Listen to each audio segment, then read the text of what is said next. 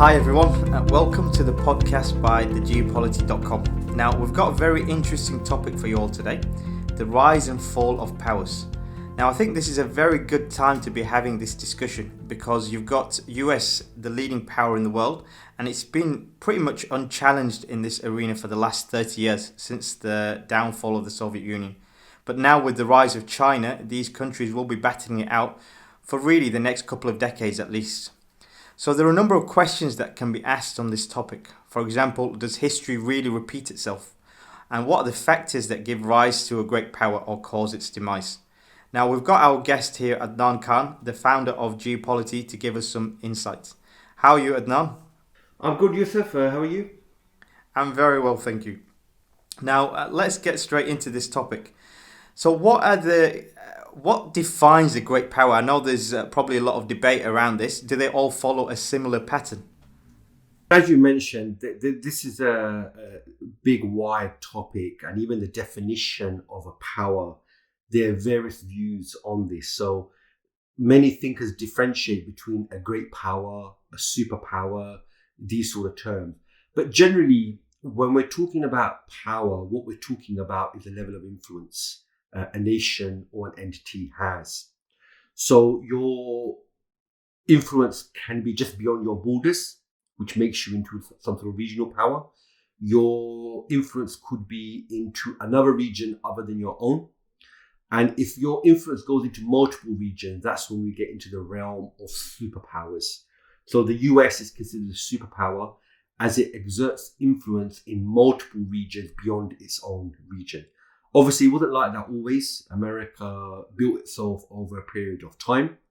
And as we see, this influence can be seen by its ability to shape events in different regions, by its economic strength, by its military strength, by its soft power, which means its ability to exert its values or its ideas about how people should live. So over the years, a lot of texts have been written about, especially during the Cold War, when you had you had a bipolar world, two powers competing with each other, and a lot of power. Many people look at it from a heft perspective: the size of one's military, the number of tanks, the number of jets, the size of your economy, GDP, trade. Then on the flip side, you have the thinkers who look at the results of this. How much influence do you exert via your economic strength, via your military strength? So when we're talking about superpowers or great powers, it's all about their ability to influence and exert influence upon others. And the more people you can exert influence over, the more powerful you are. And the means this is done is via your political abilities, your economic might, and your military strength. Now, has this always been a phenomena in human history? So have great powers always existed? Or is this something that's relatively new? So great powers have always existed. In fact, great powers have existed since the beginning of time, and they likely will exist at the end of time. So obviously in our lifetime, we have the United States as the sitting superpower. You have the potential rise of China. Prior to America, you obviously had the Soviet Union, you had the British Empire. We all know about the Roman Empire. I'm sure we all studied this in schools. And it's interesting, it was the Romans who have told us a lot about the powers that came prior to them. So we had the Persians, you've had the Greeks, you had obviously Alexander the Great. And even prior to that, you had the Indus civilizations. You've had the Chinese going back four millennia. So powers have always existed, really, beginning of time. People, tribes, kings, monarchs, they've wanted control of others. They wanted control of resources. They wanted control of trade routes. They've built dynasties. They've left their legacies. So they've always existed in some form or shape. Now, you mentioned that powers they try to influence the area around them. and they do this with their military, with their economic might. Has this been something that's been a common pattern with all powers, old and new, or have there been some subtle differences in how they actually project their power? So that's a very good question, actually, because how do you project power? How do you're someone who wants control or wants to shape other people. So how do you physically achieve that for people who live far away from you? And this is really what differentiates where we are today compared to the powers of the past. So historically, or I would say even before World War One, or before the advent of the Industrial Revolution, really, most empires that did exist or powers, they were territorial. It was all about how much territory could you gain control over, set up garrisons, control the area, and because we lived in a pre-industrial world, the more land you controlled, the more agriculture you controlled, and the more people you controlled. So if you see some of these infographics online, you will look at empires based upon the number of people they ruled over, or by territory. So the Roman Empire, it set up many garrison towns, and it used this to conquer the territory over the hill. And this really became their strategy of territorial expansion. This obviously required large standing armies, and as they expanded, they needed to recruit more and more soldiers. It required military equipment, it required lots of wealth.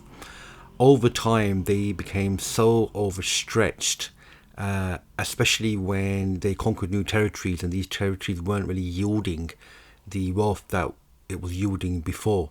So over time, the Roman Empire became overstretched, and this reason, amongst many others, is also what led to the eventual collapse of the Roman Empire. So the British Empire, it always ensured it maintained a naval fleet which was the size of the next two largest navies in the world. So what this ensured was no other power would be able to project power into a foreign territory, because the British Navy was so large it could come and stop them. So whilst Britain did lose wars across the world, it lost wars in Asia, it lost wars in Africa, it lost wars in the Americas. The French, the Dutch, the Germans, they struggled to really project power to other continents because the British Navy was so large. So with the advent of the Industrial Revolution, what we've really seen since then is industrial war, which is the mass production of tanks, of artillery, of military equipment that has allowed wars to really go from local conditions to regional to global conditions, as we saw with World War One and World War Two. So anyone who's been a power after the Industrial Revolution, what you see is they are able to engage in power exertion across the world, across continents. Previously, this was possible, but it was very difficult, required immense wealth. With the Industrial Revolution, with industrial wars now, you can have standing armies who can project power well beyond their own continent. What we've also seen really since World War II is how nations can use economics and international institutions and soft power to also project influence. This was something that wasn't around in history the way it is today. So the establishment of global economic institutions, of global political institutions, means that the nation that has the largest influence over these, it can have a major influence over other countries without having to send an army, without having to build a military base, without having to put forces on the ground in order to maintain its particular influence. So historically, having a large population served having a large army, and having a large army served the objective of being a power and maintaining your power. So in the 21st century, power has changed to a degree where economics and soft power have also become key tools in projecting power, and in some places they've even replaced the old ways of using gunboat diplomacy to project power. Now, it's an interesting point you make because when we look at history, we see that old powers, like you said, they controlled vast areas and they dominated those areas by force. And you're saying now that things are slightly different, where people can actually influence other countries with their economics. Now, other people would argue that that's not true, but these other countries are actually aligning with these powers out of their own choice, rather than any force, coercion, or any other means. Is that really a fair assessment to make? Okay, so let's have a look at this.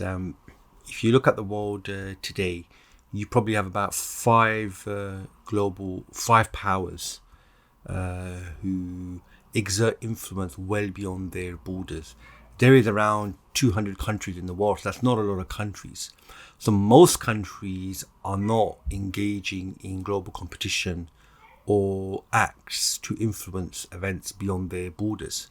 So what you find, most of the countries in the world, they need to make a choice. You either align with one of these powers, and that's the best way for your survival. You either remain completely neutral and just stay out of the way, which is quite difficult in our globally integrated world, or you have got so much domestic issues. What's going on globally is just well beyond your capabilities. So if we take a couple of examples, if you take the example of Pakistan and Egypt, America's shadow is so deep over these two countries that for them to do any actions that go against American interests, it's a very tall order. Not impossible, but very, very difficult for them to do. And the reason why this is because America's hands go deep into these countries. America props up the real rulers, which is the military in these countries. America uses global institutions to keep these countries in line and to ensure they don't step out of order. Now, this is very different to countries like Japan, Canada, and Australia. These are countries that are independent. They see it's in their best interest to align with the US because of America's global weight. But if you look at Canada, before the Justin Trudeau government, you had a right-wing government in Canada, and it seemed as though literally this country had become a vassal of America. But Justin Trudeau came to power and he completely disassociated the country from its pro-US foreign policy. So even though at the time it looked like a lackey, it's clear this country was following America based on the fact that it was in its interest. It's not aligned all its interests with America, and America's influence doesn't go that deep in this particular country. So we've got a bit of a unique scenario in the Muslim world because many of the rulers in the Muslim world and many of these nations, they emerged from World War One. These were artificial creations by France and Britain. And then we saw after World War Two, America fought in a struggle with Britain across the world, really, especially in the Muslim world, to gain these countries and remove the British or French established monarchies or dictators. So we have this scenario in the Muslim world where many individual parties, rulers, opportunists, they reached out to America because they know that's the route to get to power. So because they want power or because they just want a throne, they're actually prepared to sell out their own people if they can get their throne. And that's why we've seen, Britain and France and America support all sorts of monarchies and dictators who oppress their people. Because all the foreign powers are interested in is whoever rules this country, they will protect and serve the power's agenda. Now, it's the job of this ruler to control its own population and make sure they don't stand in the way of the foreign powers' objectives. And, the monarchies in the Muslim world, the various dictators, hardmen that we've had, they've been more than happy to do this because this ensures they get power. And when you get power, you get the advantages of utilizing the state for your own personal or your family's goals. And without that, somebody else will be doing that and you will probably lose out.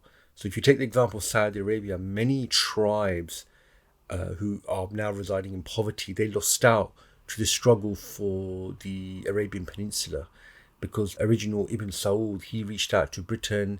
Britain saw that they could actually work with him. And in fact, many of the various tribes, only some of them got power. All of these tribes, the leaders of Kuwait, Bahrain, Qatar, UAE, Saudi Arabia, they used to fight amongst each other, and some Britain worked with, others Britain didn't. So those that lost out, what you find now is they live in severe poverty or they were oppressed. So we have a bit of a unique scenario here where it's quite difficult for some people to understand how can rulers emerge that go against the national interest. But the interest of these individuals is power only, nothing more than that. Yes, they need to control their population, but because America or power can remove them if they don't serve their agenda, they're prepared to serve their agenda and even oppress their own people. So that's why we have this scenario where you've got some leaders in the world who don't align with another power out of joint interest. They're aligned for other reasons, and this other reason mainly is for them to maintain their own throne. Now, you mentioned countries like Pakistan and Egypt and their rulers really just following America through everything. Now, I'm guessing when they're doing that, you mentioned that they're damaging the countries. Ultimately, we're saying that these countries, they're not going to become a serious power anytime soon because they're fully subservient to another power. Would that be correct? So, to become a power, there's really one fundamental criteria, and that is you need to be independent. You need to be able to develop your own policy, your political plans, and then execute them. So this is the complete opposite to being under the influence of another nation. If you're under the influence of another nation, there's no way you can come up with your policies and actually execute them. And this is what it means to make a nation a vassal state. Apart from that nation achieving your interests or executing your agenda, it also ensures they don't become a power as well. So if we take the example of Pakistan and Egypt, who are heavily influenced by American policies, if they wanted to become powers, well, firstly, they'd have to become independent from America, because America's policies and the relationship they have with America is not designed for these countries to become regional or even continental-wide powers. It's designed for them really just to be a means to an end for the US. So they would need to really change their relationship with America. They would need to remove all the tools America uses to maintain influence in those countries. So the military relationship, the political relationship, those that are smitten by America. Once these tools are severed, then the influence America has over these countries will reduce and be completely eliminated. So a good example of this really in our era is China. China in the 1800s, it went through what it calls its centre of humiliation that went on to World War II. And during this period, its territories were occupied and annexed by initially Britain, then came France, then came America, then came Russia, you had the Germans, and then you had the Japanese as well. So one lesson they learn is until you don't expel the foreigners, you will never become independent. You will never be able to make any independent decisions in the interest of your own nation, so long as you are occupied by a foreign entity or even have influence over them. So China's relationship after World War II with the Soviet Union was one on unified interests and an alliance. China was no lackey of the Soviet Union. And when China felt it wasn't being taken seriously, that's when the relationship with the Soviet Union deteriorated. So even today, you see with China, it's not working to protect the interests of America or any other nation. It understands that in order to be respected in the world, in order to be a power, you have to be independent. And that's why you can have a country that has lots of resources. If the political leadership is not independent, then it will struggle really to become a power. But it's not in the interests of the powers that other powers evolve. that you have lots of powers in the world, so there's more competition. It's in their interest that most of the countries in the world, they in some form or shape fall into the general direction of the interests that they have. So these nations become tools for them, so they can manage from afar, and these countries do the heavy lifting and take all the responsibilities that come with it. Now, whenever we're talking about powers, we're always talking about their relationship with other areas, the influence that they have, the power that they project. But have we ever looked at domestic consideration? What are things like internally? How is the population looked after? Are these things that we need to actually look into when we consider powers?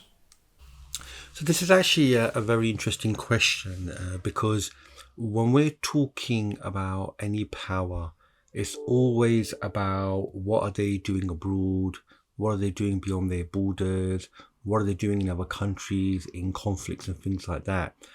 But your domestic situation, your domestic stability, your society actually plays a very critical role in that country being a power and being able to project power abroad. And the reason why this is if you're going to be a power abroad, you firstly need an economy that can sustain that.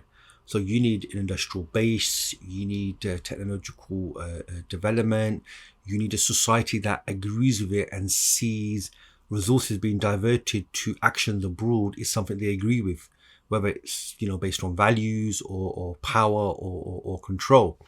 Now, if you have instability domestically, eventually it can catch up with you and create problems for you abroad. So if you take the Soviet Union, throughout the 50s and 60s and the early 70s, it engaged in a Cold War across the world in proxy wars. It later engaged in an arms race and a space race with the US. But from the late 70s onwards, what you find is the amount of resources being dedicated to this global ideological struggle meant that wealth and resources weren't available for domestic Russia.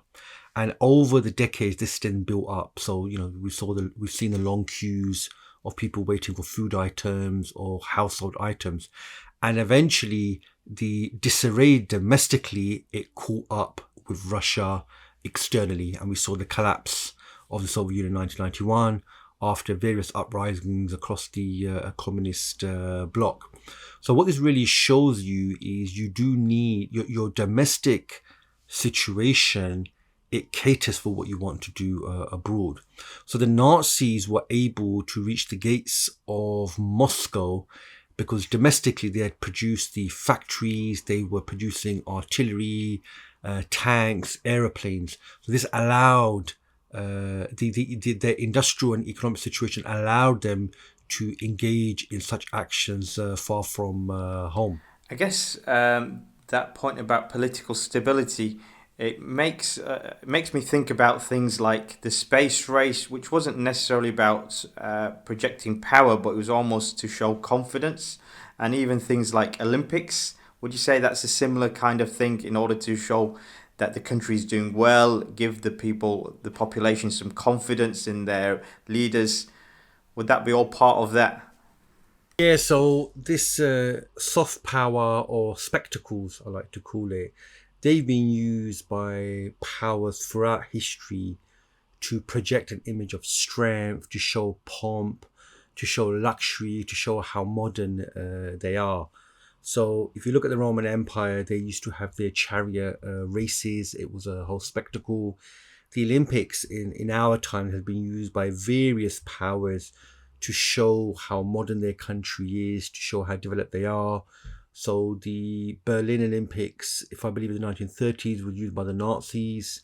The Soviet Union had the Olympics once, and it showed how life was like in the Soviet Union. America's had the Olympics on a few occasions, and China, I think, if I believe, had it in 2009. And for them, it was a projection of China as a modern, prosperous nation who's holding the Olympics. Come and see how we put the games on, and come and have a look at our country. And this intangible aspect of power is very important because people remember the biggest library, the tallest building, the biggest shopping mall, the best athletes. These are the sort of things people remember and they associate with power. So these are as important. So a nation can be very powerful, but if it's not able to project this through the biggest, the longest, the fastest, people are not going to really remember them. And that's why you find soft power sometimes is as important really as physical power. Now, how do they maintain their power? Are there any key areas that they need to focus on? Okay, so this is really done in a number of ways. The most important thing is every sitting power is always monitoring any aspiring power, any rising power, any nation that seems to be getting more powerful. So Britain was always fearful of the rise of Germany. So Germany came to existence in 1871, and before the 1900s, it had rapidly developed, rapidly industrialized. It was building a navy, it wanted colonies in the world, and it started even engaging in competition with the British Empire. And it was this that eventually evolved into World War One. So it's normal for every power to keep an eye on any other nation that's rising as a power. So some of the key ways you maintain your power is through alliances. So the Soviet Union created the communist bloc, America created the capitalist bloc, and through this alliance you attract other countries, and as a result you are able to contain the other power, or you're able to win over more nations, and that gives you more strength over the other nation. You also have war. War is probably the most important way historically entities, empires, nations have maintained power. In fact, power usually transfers from one power to another power via war. So before World War II, Britain and France were the global powers, and due to the exhaustion of World War II, the Soviet Union and America then emerge as the global superpowers, and they replace Britain and France.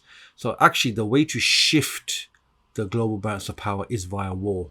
It requires you to build your industries, build your military, and threaten the interests of the foreign power.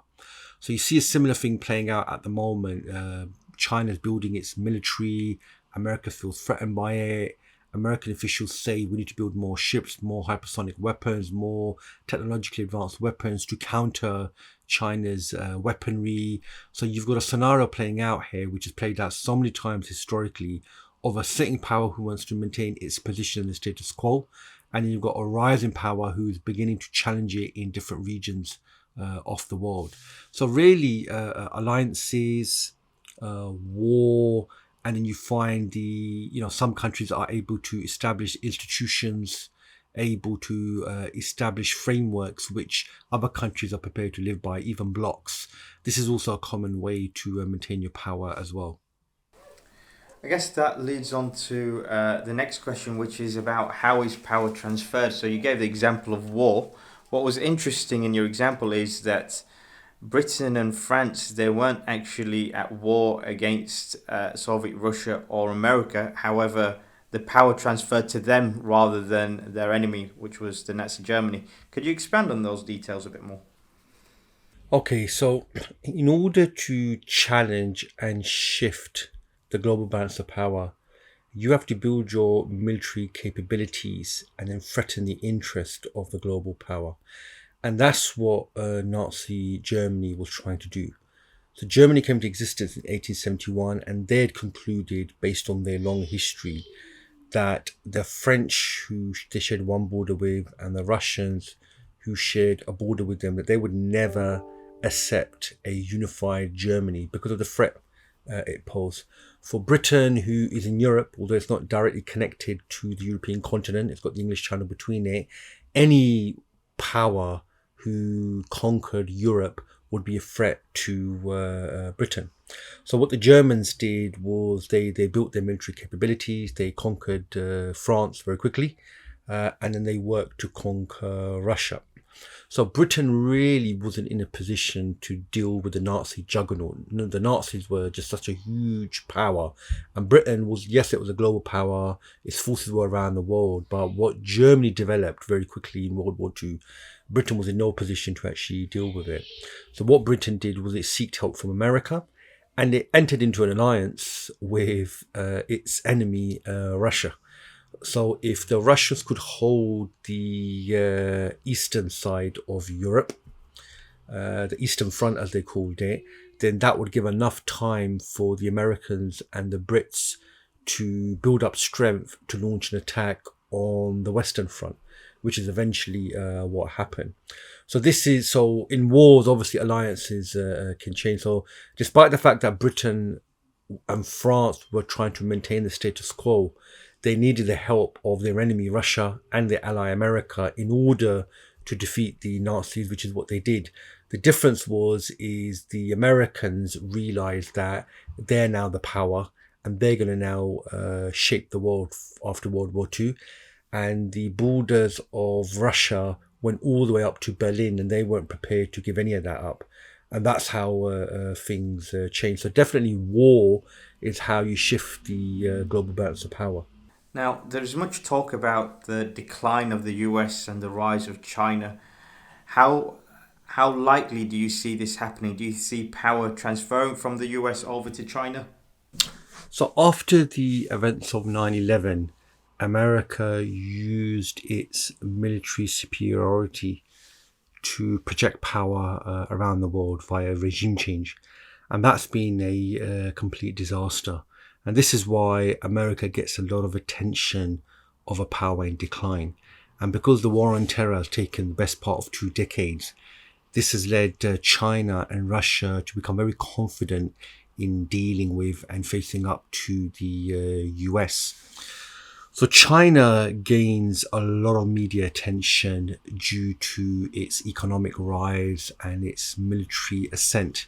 But my personal opinion is a lot of this is actually misplaced. Yes, China gets a lot of media headlines.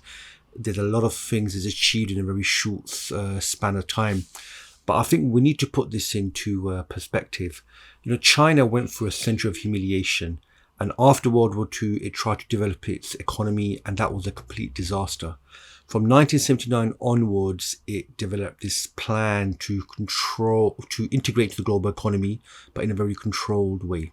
And now it's in a position where this has actually yielded some results. So the situation China faces today is that it has to import energy and raw materials, convert these into finished products, put these onto ships and export these around the world. That's its economic model. So it's now reliant upon global sea lanes, ensuring energy keeps coming, ensuring raw materials keep coming to China, and then ensuring the finished goods get to the markets that they actually need to get to. Now, this economic and trade architecture is seen as some sort of power play by many people in the world. Now, China, it doesn't have hegemonic ambitions. China's leaders, thinkers, the Communist Party, they've made this very clear. It despises America being a hegemonic power, but it doesn't see itself as a hegemonic power. China actually has no values that it even wants to propagate to the world. I mean, they make it very clear themselves that their values are specific to them. They're not universal. China, fundamentally, it has multiple border disputes, which are all a result of the centre of humiliation. That's his number one priority. It has an economic relationship with the countries in its region, and that's where its priorities are. Beyond its region, what you find with China is it is not challenging America's global position. It doesn't even have the capabilities, and it doesn't even want to.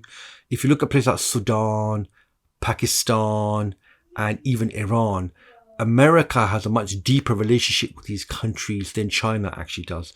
If we take the example of Pakistan, China cannot get Pakistan to open up a front against India, which would really aid China's border dispute that's still going on in the Himalayas with India. And that's because that's not the level of influence China has over Pakistan. With Iran is very far away. There's this relationship on paper. We'll still have to see will it transpire into something in real life.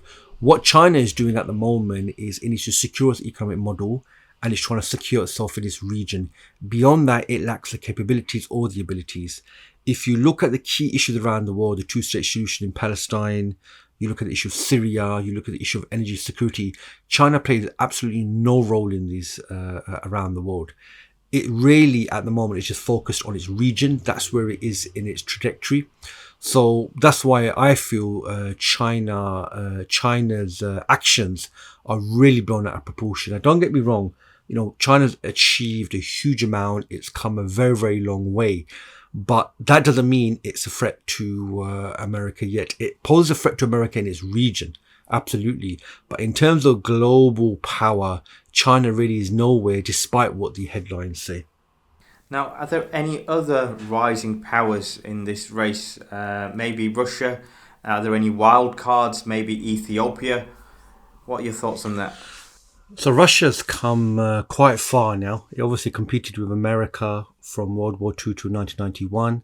Then in the 1990s was its decade of chaos. And then once the security class managed to get back into power in the early 21st century, they've managed to stop the rot.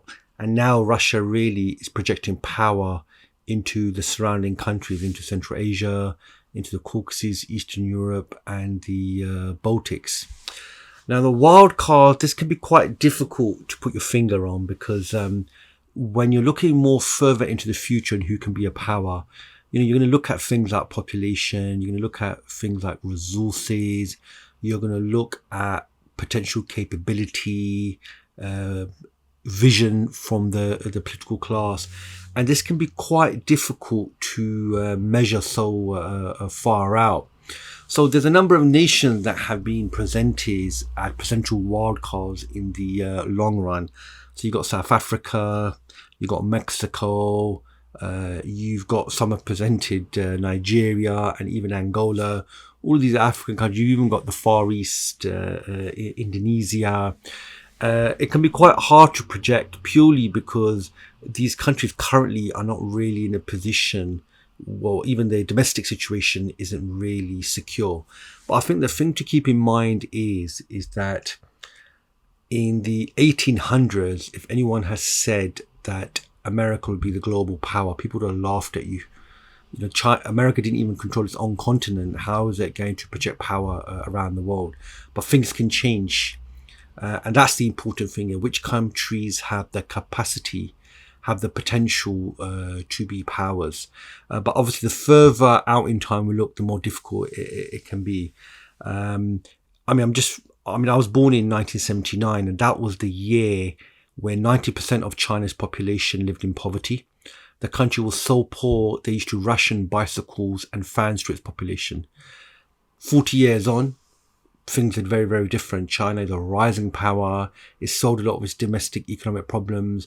But everyone always knew China had capacity. Napoleon said it's a sleeping giant. You don't want to wake it up. It always had capacity.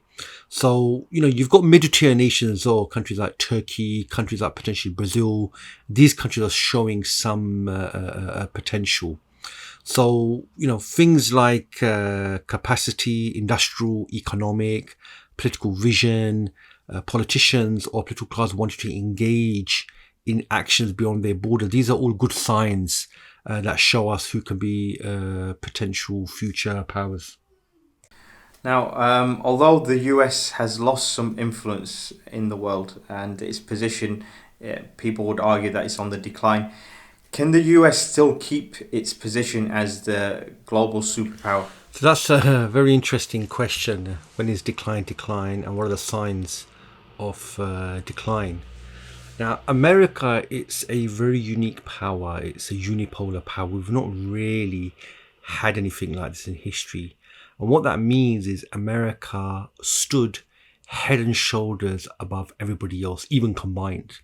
So throughout the 1990s and 2000s, America has been so far ahead of everybody else that any other power, if it does emerge, it's going to have to really deal with a very, very unique power. What that means is that even if American power is in decline, it will be in a very long decline.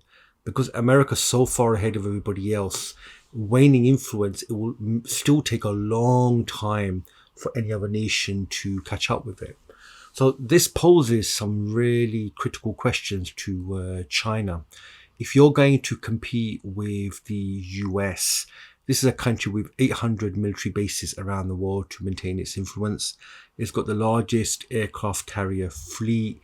It has a global military presence unlike anyone has had in history, has today, and will probably not have for a very, very long time to come. However, on the flip side, the presidency of Donald Trump has shown us the fisheries, the problems in domestic America. And what's interesting here is historically no one's been able to utilize America's internal differences and cause internal stability. The Nazis tried it with no success at all. The closest the Soviets got was to Cuba. They couldn't really do anything after that. But America has significant domestic issues that nobody can take advantage of. And China is not even showing any signs. The fact that Russia may have influenced an election has caused so much political instability within the country. I mean, it still dogs Donald Trump today that your election, the Russians put you into power. So America's unique from the perspective that its global power is absolutely huge. And that's why America could still be the superpower and be in decline for another century, and still nobody will be able to catch up with it. The other key feature regarding America's uniqueness is there's no other power in the world or emerging power that has an alternative system, alternative value system, or alternative ideology to even compete with America.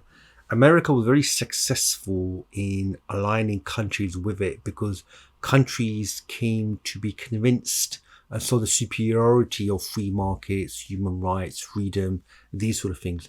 China doesn't even believe its values are universal, they're unique. Russia has no more communism and it's not offering anything else. So we have this scenario where you have China, population of 1.4 billion, but it has no values to export. You have nearly 2 billion Muslims in the world who have values, who potentially could export them, but they don't actually have their own nation state.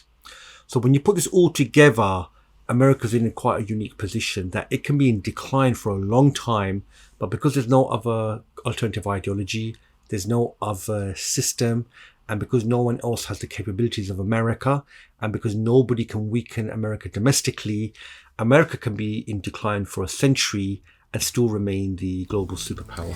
I think that's an interesting point to leave the audience with. Thank you for your time today, Adnan. If you want to learn more about this issue or any other issues raised, please check out our website, www.thegeopolity.com. Also follow our podcast, Geopolitical Horizons, and you can learn more about other issues. Thanks for listening, and we'll see you next time.